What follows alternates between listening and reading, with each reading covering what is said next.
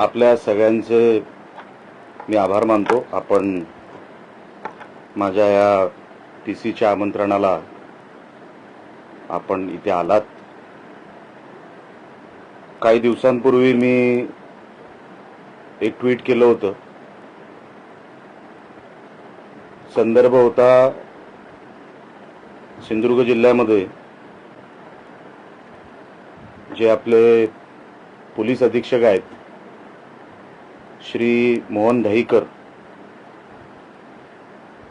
यांचा जो कारभार चालू आहे आणि जिल्ह्याचं त्यामुळे जे काही नुकसान होत आहे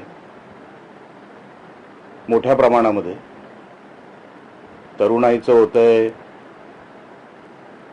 जिल्ह्याची आर्थिक व्यवस्था बिघडत चाललेली आहे।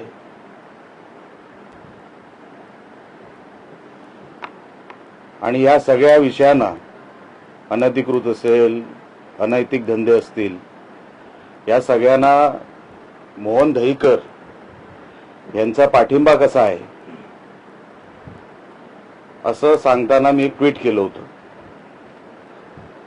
सन्माननीय श्री मोहन दहीकर हे आपल्या जिल्ह्यामध्ये 22 मे 2025 रोजी त्यांनी पदभार स्वीकारला। तो पदभार स्वीकारल्यानंतर आतापर्यंत आपण जो त्यांचा कार्यकाल बघतो, पहिलं गुन्ह्यांपासून सुरुवात करू। सिंधुदुर्ग जिल्ह्यामध्ये साधारण आजच्या तारखेमध्ये 1100 ते 1200 गुन्हे हे रजिस्टर्ड आहेत।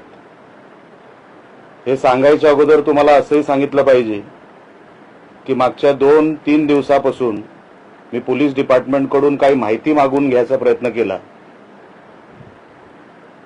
तर अचानक ते अधिकारी जे माहिती देणारे होते ते गायब झाले, सुट्टीवर गेले, त्यांची उत्तरं बदलली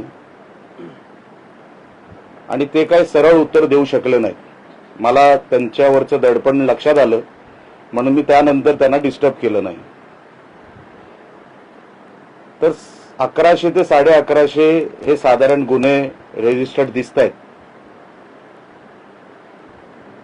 ह्याचं जर कन्व्हिक्शन रेट तुम्ही बघितलं, जे कन्व्हर्जन होतं क्राइम टू शिक्षा, क्राइम टू पनिशमेंट, आपल्या जिल्ह्यामध्ये मागच्या वर्ष दीड वर्षामध्ये हा जो रेट आहे हा लेस देन 20% आहे, 20% खाली आहे। म्हणजे यांचा अर्थ काय होतो, केस रजिस्टर होते, कोर्टामध्ये दाखल होते, FIR दाखल होतो, ऍडजस्टमेंट होते आणि ज्याच्यावर केस होते तो बाइज्जत बरी होतो। ह्याला म्हणतात कन्व्हिक्शन रेट आणि त्याच्यावरचं कन्व्हर्जन। म्हणजे ज्या जिल्ह्यामध्ये कन्व्हर्जन हे 20% कमी आहे, गुन्हे रजिस्टर्ड आहेत, अनेक अजून प्रलंबित आहेत, त्याचा अजूनपर्यंत कुठे काही शोध नाही, त्याचा अजूनपर्यंत काय चाललंय आम्हाला माहित नाही। कोर्टामध्ये जेव्हा हे सगळे गुन्हे जातात ते कन्व्हर्टच होत नाही, काही किरकोळ लोकांना शिक्षा होते, जे ऍडजस्टमेंट करत नाहीत त्यांना शिक्षा होते। असे हे 20% खाली आपल्या जिल्ह्यामध्ये। आणि माझ्याकडे प्रत्येक तालुक्याची आकडेवारी आहे, पण ती आकडेवारी सांगून तुमचा मी वेळ घेणार नाही। तुम्हाला कधी ती आकडेवारी जी माझ्या हाती लागली आहे ती तुम्हाला हवी असेल, मी तुम्हाला तो सेपरेट पेपर आहे पत्रकार परिषदेनंतर तुमच्या समोर ठेवतो। म्हणजे प्रत्येक तालुक्याचे तुम्हाला किती गुन्हे झालेत त्याच्यावरती आता ते त्यांचं काय होतंय ही सगळी आकडेवारी तुम्हाला मी देतो। हा झाला कन्व्हर्जन म्हणजे क्राइम टू पनिशमेंट। ह्याचा रेट आपल्या जिल्ह्यामध्ये लेस देन 20% आहे, तुम्हाला मी सांगितलं। त्यावरूनच पोलीस डिपार्टमेंट, माझा खरं तर पोलीस डिपार्टमेंटवरती काही आक्षेप नाही। जेव्हा पोलीस डिपार्टमेंटचा बॉस तो ठरवतो की डिपार्टमेंट कसं चालवायचं, जर वरचा प्रमुखच पोलीस एक फार मोठं ही रॅकेट आपल्या जिल्ह्यामध्ये आज सगळीकडे आपल्याला दिसते आणि हे प्रत्येकाला माहिती आहे, गावागावात आहे. आता मी ही जी बनावट दारू बॉर्डरवरून क्रॉस होते, गोवा बॉर्डरवरून आपल्या राज्यात येते. तुम्हाला मी तारखा सांगतो. ह्या ज्या गाड्या पकडल्या गेल्या, या कुठल्या तारखेला पकडल्या गेल्या आणि कुठे पकडल्या गेल्या. गोवा राज्यातून आलेल्या. 30 जुलै 2025 अणसुरा येथे दारू जप्त, तालुका राजापूर. 16 जुलै 2025 दारू पकडली गेली, तालुका राजापूर. 3 सप्टेंबर 2025 पन्हाळे सौंदळ इथे पकडली गेली. 2,11,00,000ची दारू पकडली गेली, तालुका राजापूर. 28 डिसेंबर 2025 दारू पकडली गेली, तालुका राजापूर. 5 डिसेंबर पकडली गेली, तालुका राजापूर. 10 मे 2025 बनावट दारू पकडली गेली, तालुका राजापूर. 25 मे 2026 दारू पकडली गेली, तालुका राजापूर. 26 मे 2026 13 लाखांची दारू पकडली गेली, तालुका राजापूर. दहीकर आले 22 मे 2025. मी तुम्हाला जुलैपासूनच्या तारखा सांगितल्या. ह्याच्यामध्ये एक तरी कारवाई सिंधुदुर्गामध्ये झाली का? मग ती का झाली नाही? रत्नागिरीच्या एनसीबीने किंवा तिकडच्या पोलीस डिपार्टमेंटने सातत्याने वर्ष दीड वर्षामध्ये इकडून आलेली गाडी तिकडे पकडली, इकडे का नाही पकडली?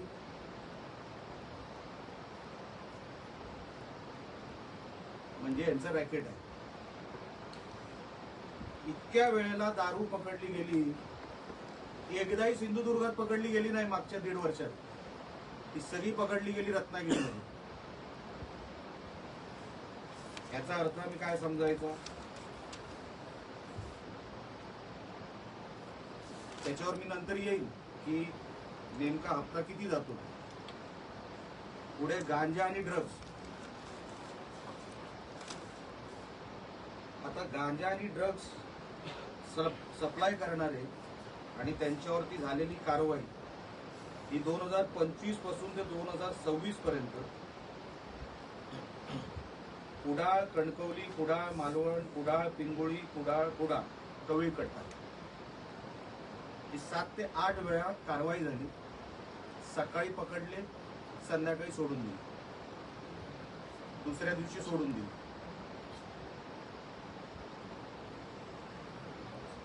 काही ठराविक किरकोळ, काय बोलायचं का? काही ठराविक किरकोळ हे आरोपी किंवा हे जे कोण आपण छपरी म्हणू किंवा टपोरी म्हणू, ह्यांना पकडण्याच्या पलीकडे जो मेन सूत्रधार यांचा पकडायचा होता तो कधी पोलिसांच्या हातीच लागला नाही.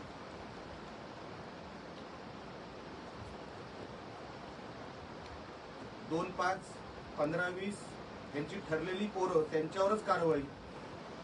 पण हा सप्लायर कोण आहे? कोण कुडाळपर्यंत मटेरियल आणतंय? बॉर्डर कोण क्रॉस करतंय? कुठल्या मार्गाने येतंय? समुद्राच्या मार्गाने येतंय किंवा कुठल्या घाट मार्गाने येतंय? ह्याचा शोध 1.5 वर्षामध्ये झालेला नाही. इन्व्हेस्टिगेशन की चला हा पकडला गेला, पण तुला दिला कोणी? तो मेन सप्लायर कोण? त्या सप्लायरचं नाव अजूनपर्यंत पोलीस रेकॉर्डमध्ये नाही. पोलिसांनी रेकॉर्ड बनवायचा प्रयत्न देखील केलेला नाही. मी शोधतोय की असा कोणतरी एक सूत्रधार पोलिसांना भेटलाय का की साहेब हा पकडला तर आपलं हे रॅकेट बंद होतं. चिरीमिरी कोणतरी पकडायचे, चिरीमिरी कुठली तरी कारवाई करायची आणि दाखवायची की आम्ही कारवाई केली आहे. ह्या ड्राम्याच्या पलीकडे पोलिसांनी मागच्या 1.5 वर्षामध्ये काही केलेलं नाही. त्यानंतर आली गोहत्या, गो तस्करी.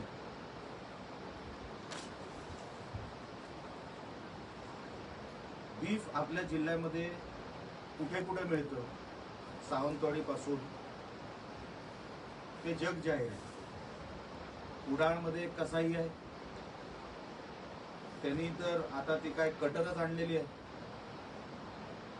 मखदूम पीआय जेव्हा होते, मी त्यांना स्वतः फोन करून सांगितलं होतं की अशा कत्तलखान्यांवर, अशा व्यक्तींवर तुम्ही मोका का लावत नाही. अजूनपर्यंत जिल्ह्यामध्ये गो तस्करीवर मोका लागलेला नाही. मी सरकारचं अभिनंदन करतो की आता मोका हा अधिकृत केलेला आहे गो तस्करीमध्ये. अजूनही कुडाळमध्ये, सावंतवाडीमध्ये बीफ विकलं जातं. मस्जिदीच्या बाहेरचे स्पीकर मोठ्या प्रमाणामध्ये फुल व्हॉल्यूम मध्ये वाजवले जातात. एसपीना आम्ही तक्रार करून सुद्धा एसपी त्याच्यावरती काही कारवाई करायला तयार नाही.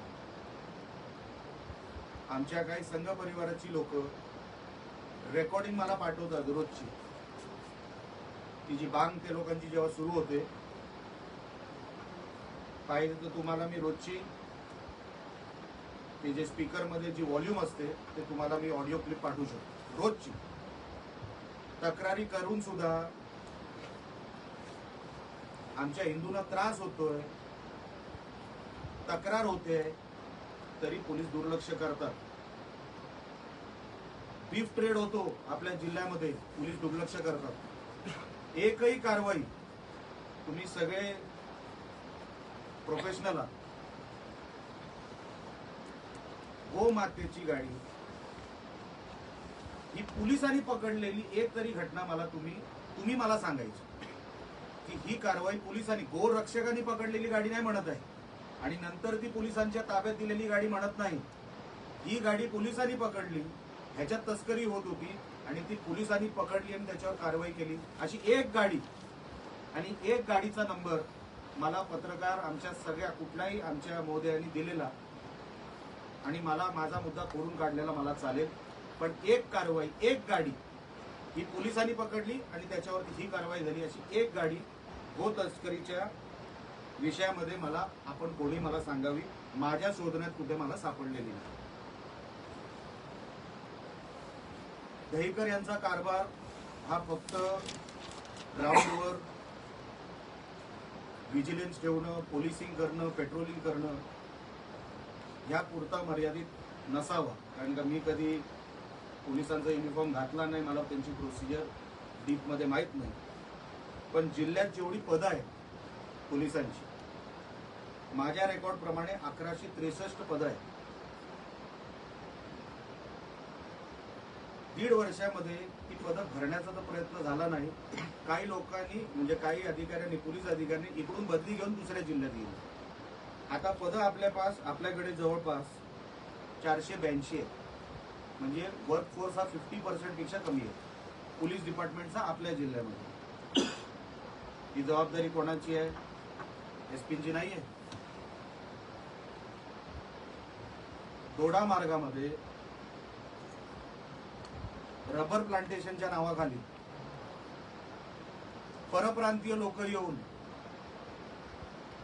तिथे गांजा उगवतायत. स्थानिक जाऊ शकत नाही भीतीपोटी, कोणी जाऊ शकत नाही भीतीपोटी. तो एरिया असा वेगळा पाकिस्तान केल्यासारखाच झालेला आहे. आजपर्यंत एसपी साहेबांना असं का सुचलं नाही की मी तिकडे दोडा मार्गात जाऊन, जो आमचा सिंधुदुर्गाचा भाग आहे, जिथे रबर प्लांटेशनच्या नावाखाली गांजा उगवला जातोय, गांजा आणि हेक्टर किती, 1800 पेक्षा जास्त हेक्टरवर रबर प्लांटेशनच्या नावाखाली गांजा बनवला जातो. आता तिथे वेगवेगळे ड्रग्ज बनवले जातील, माहित नाही, कारण का तिथपर्यंत कोण गेलंच नाही. सगळ्यांना बाहेरून संशय आहे, हे काम कोणाचं आहे? पोलिसांचं आहे. आतमध्ये तुम्हाला रेड मारायची होती तर इतक्या वर्षापासून, 1.5 वर्षापासून कशासाठी थांबलेलं होतं? नुसते 2-5 लोक रस्त्यावरचे पकडून, गरिबांना हे सगळे छपरी पोरं पकडून काही होणार नाही. तिथे 1800 हेक्टरवर रबर प्लांटेशनच्या नावाखाली ड्रग्ज उगवले जात आहेत, बनवले जात आहेत. दहीकरांचं लक्ष नाही, दहीकरांना लक्ष द्यायचं नाही.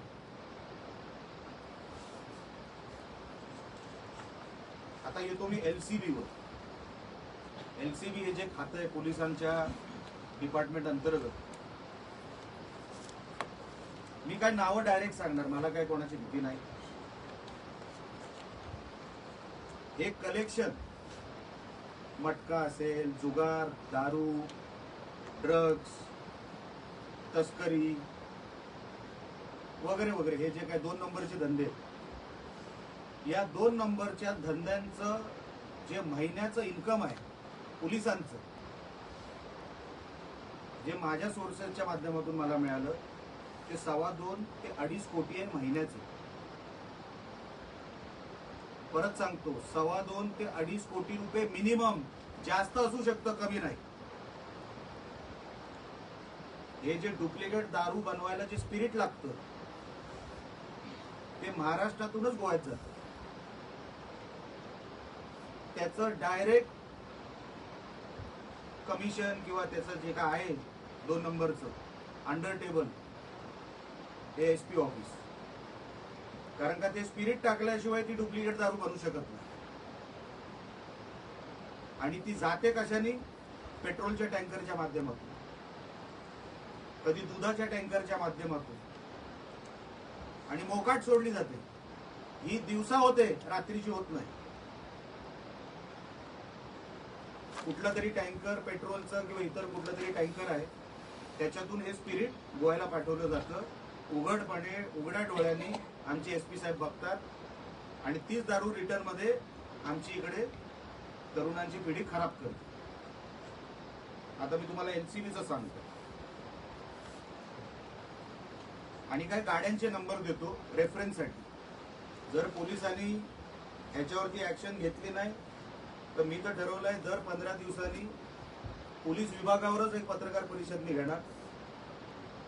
आणि जोपर्यंत हे असे निष्क्रिय अधिकारी, दहीकर, माझा आरोप हा दहीकरांवरच आहे, हे असे निष्क्रिय अधिकारी, भ्रष्टाचारामध्ये बरबटलेले अधिकारी आमच्या जिल्ह्यामध्ये मी असेपर्यंत, आणि मी ही तक्रार सन्माननीय पालकमंत्री साहेबांकडेही करणार आहे, सन्माननीय राज्याचे मुख्यमंत्री देवेंद्र फडणवीस साहेबांकडे करणार आहे, उपमुख्यमंत्री सन्माननीय एकनाथ शिंदे साहेबांकडे करणार आहे, आणि खासदार साहेबांकडे पण करणार आहे, की असे अधिकारी, मी पण युती सरकारचा एक भाग आहे, जोपर्यंत असे अधिकारी प्रशासनामध्ये असतील आपलं सरकार बदनाम होईल. आपण बदनाम होतोय या अशा अधिकाऱ्यांमुळे. त्याचे आई वडील रडतात, ते सरकारला शिव्या घालतात, पोलिसांना नाही घालत. म्हणून आपण सगळे, मी पण या युती सरकारचा एक घटक आहे, मी पण तेवढाच बांधील आहे या सरकारमध्ये. पण माझा विश्वास आहे या जिल्ह्याचे पालकमंत्री, सन्माननीय मुख्यमंत्री आणि सन्माननीय उपमुख्यमंत्री आणि खासदार साहेब मला या विषयामध्ये न्याय देतील, आणि अशा अधिकाऱ्याला लवकरात लवकर या जिल्ह्यातून त्याची हकालपट्टी करतील. खरं तर माझं म्हणणं आहे, अशी व्यक्ती ही पोलीस फोर्समध्येच नको, पोलीस फोर्स मधून पण यांची हकालपट्टी झाली पाहिजे, ही माझी मागणी आहे. आणि मी ती जेव्हा सन्माननीय मुख्यमंत्री साहेबांकडे आणि बाकी या सगळ्या नेत्यांकडे मी बसेन, तेव्हा मी माझी भूमिका तिकडेही मांडीन, आणि लवकरात लवकर हे असे दहीकरांसारखे अधिकारी आमच्या जिल्ह्यात नको, हे मी सांगायचं काम तिकडेही करेन. LCBचं सांगत होतो. LCB मध्ये बांदा चेकपोस्ट वरून सावंतवाडी मार्गे ही दारू वाहतूक होती. आता LCB खात्याचे, मला कोणाचंही कॅरेक्टर असॅसिनेशन करायचं नाहीये, मी तुम्हाला नावाचे 2 अक्षरं देणार, पुढचा शोध तुम्ही लावायचा. LCB मध्ये हा अधिकारी कोण, किंवा शेवटचं नाव देतो. LCB मध्ये एक राठोड आहे आणि एक डिसोजा आहे. जिल्ह्यामध्ये जेवढी दारू इकडे तिकडे जी काय फिरवली जाते, पसरवली जाते, डिस्ट्रीब्युशन होतं, त्याचे हप्ते जमा करायचं काम ह्या LCBच्या 2 अधिकाऱ्यांकडे आहे प्रामुख्याने. राठोड हा SP साहेबांच्या अतिशय जवळचा आणि लाडका अधिकारी.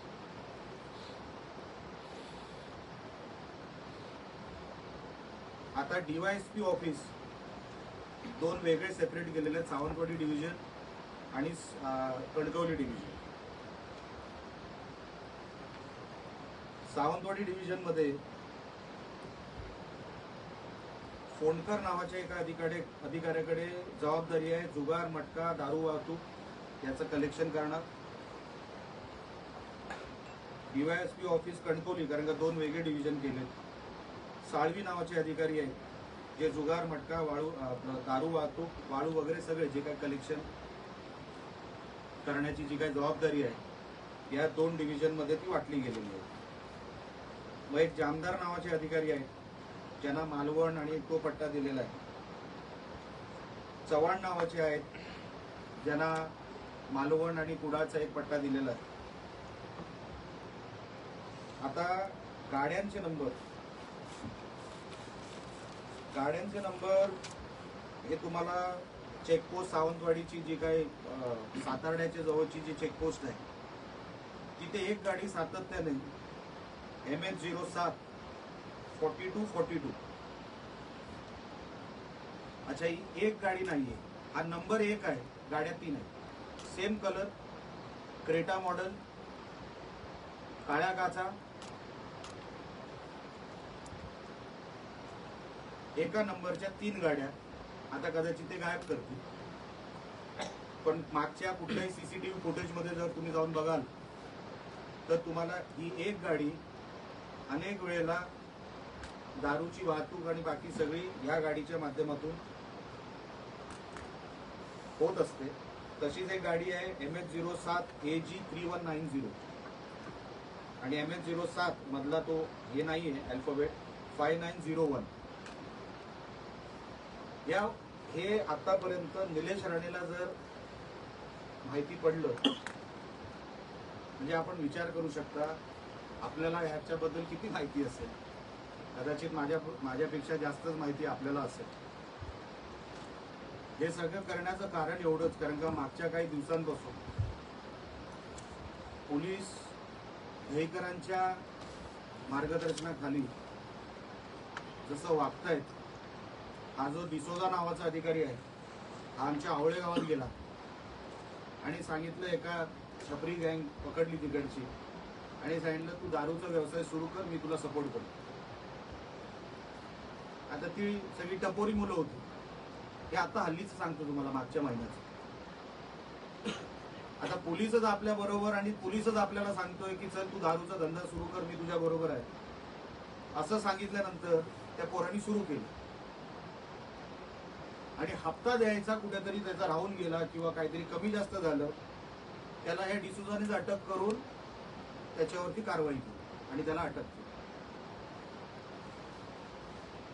जिल्ह्यामध्ये 2.5 ते 3 कोटी रुपये हा महिन्याचा हप्ता जातो 2 नंबरचा.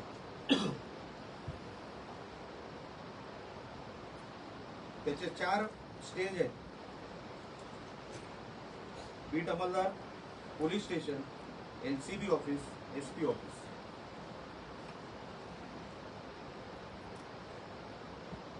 आपल्याला जिल्ह्याला कुठे घेऊन जायचं आहे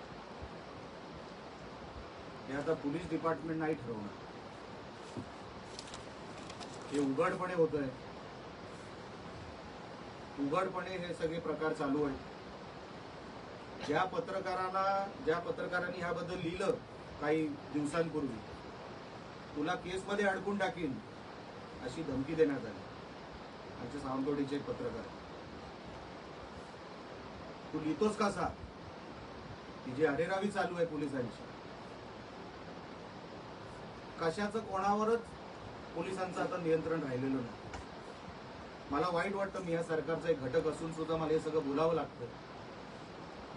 मी जेव्हा या दहीकरांना पहिल्यांदा भेटलो, जेव्हा ते जिल्ह्यामध्ये आले, मी बुके द्यायला गेलो आणि बुके दिल्यानंतर त्यांना मी सांगितलं की साहेब, अशी एक मोहीम सुरू करा ज्याच्यामुळे ड्रग्ज आणि ही दारू कायमची आपल्या जिल्ह्यामध्ये बंद झाली पाहिजे. हो, मी करतो, माझा प्लॅन आहे. एक तरी मोहीम रेड मारण्याच्या पलीकडे, किरकोळ रेड आहे, या रेडनी काही होत नसतं. मोहीम चालवलेली या मोहन दहीकरांनी मला तुम्ही मागच्या 1.5 वर्षात सांगायचं. कुठे मोहन दहीकर रस्त्यावर दिसले, कुठे डोंगरावर दिसले, कुठल्या चेक नाक्यावर काहीतरी त्यांना काहीतरी टीप आली, स्वतः दहीकर उतरले, कुठलं आपल्याला नैसर्गिक संकट आलं त्याच्यामध्ये दहीकर पुढे आले. हा माणूस आल्यापासून बदली मागतोय. ज्या माणसाचा मूडच नाही या जिल्ह्यामध्ये राहायचा, तो कलेक्शन करणार नाही तर मग दुसरं काय करणार आहे.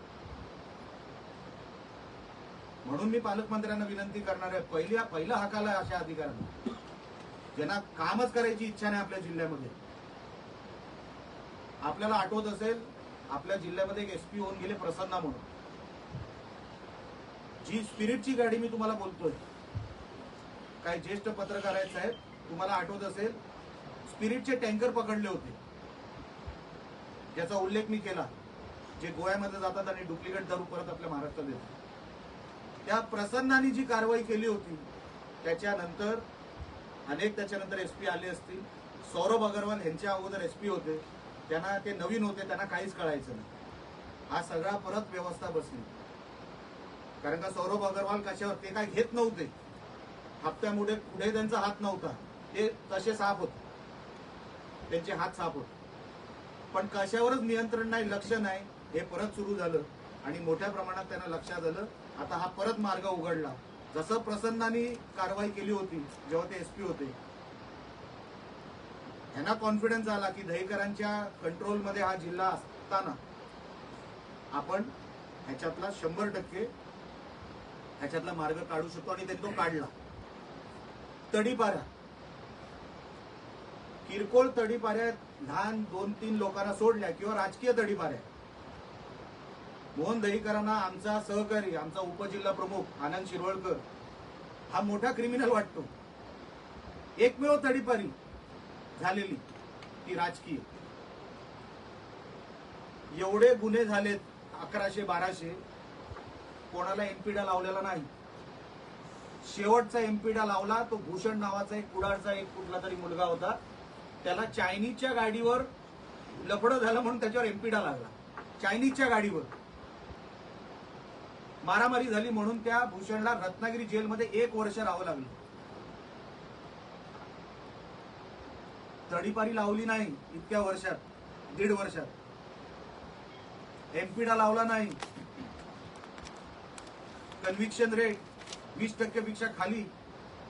मग तुम्हाला काय वाटतं, इकडे काय गुन्हेगार काय कोणाला घाबरून काय करणार? उघड करतायत, उघड चालू आहे सगळा नाच. आणि हे बघवत नाही, हे कुठेतरी थांबलं पाहिजे.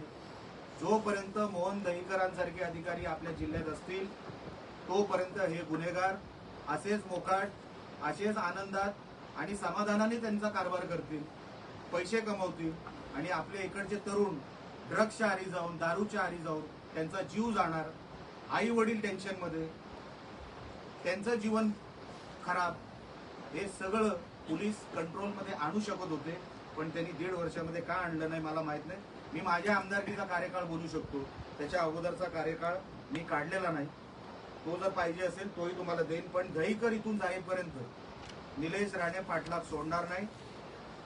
मी स्टिंग ऑपरेशन पण करतो, स्टिंग ऑपरेशन पण करणार पोलीस डिपार्टमेंटच्या विरोधात. जोपर्यंत दहीकर इथून जात नाही, सुधरत नाही, तोपर्यंत माझी कारवाई माझ्या पद्धतीने मी चालू ठेवणार.